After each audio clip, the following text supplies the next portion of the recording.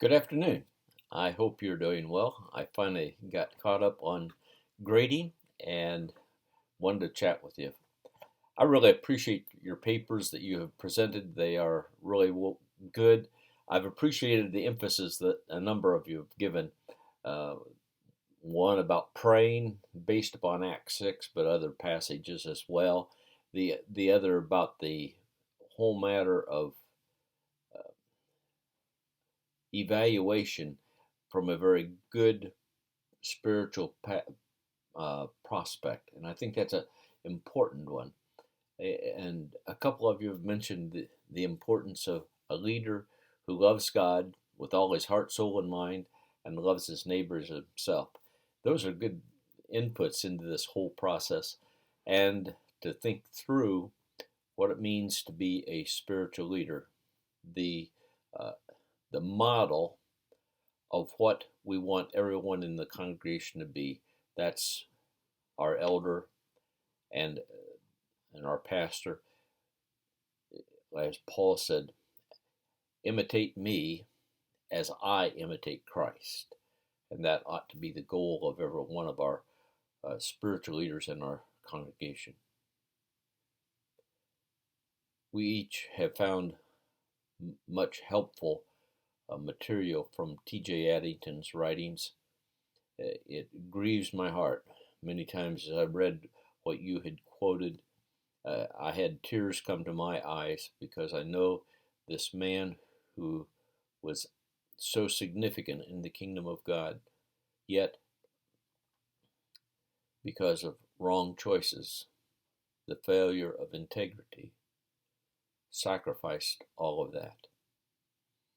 What a warning to me, to you, that just because we can speak at conferences around the world and train people and write books and all of these things,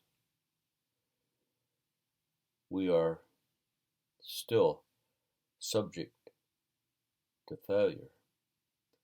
Daily, we need desperately the grace and mercy of God. And pray for TJ and his wife. These are tough times for Marianne as well as for him. As we think about scheduling this week, the use of our time, there's a schedule that Dr. Larson has provided in our material. I want you to think about it. You know, a day off. You need to have a sabbatical every week. You need to have time for your spouse. If you're married, family, if you have children, you need time to have margin. There's an excellent book written a few years ago on margin. I struggle with that because I like to do too many things. And to find that place where I can say, wait, it's okay to say time out. And I'm not going to take on any more responsibilities, no matter how much I would like to do that. I need to also give myself mental, emotional, spiritual margin so that I can live in a healthy kind of way. One of the things that I've thought about as it relates to as a pastor is how many hours do I want my elders to volunteer each week? Do I expect them to volunteer 10 hours a week, 15 hours a week? Then, just as they work at least 40 hours a week at their job, I need to work 40 hours a week at my job, but I also need to match them in the matter of how many volunteer hours that I expect from them.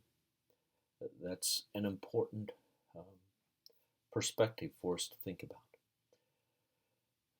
Just a quick reminder that our discussion boards, the initial post is 300 words, due on Friday evening, midnight Chicago time, 11:59 p.m. Chicago time. And the interactive posts are due Sunday night at 11:59 Chicago time. Minimally 2 posts, minimally 100 words. And of course, you can interact with many. And I really enjoy your interactions. They are really stimulating. I really appreciate them.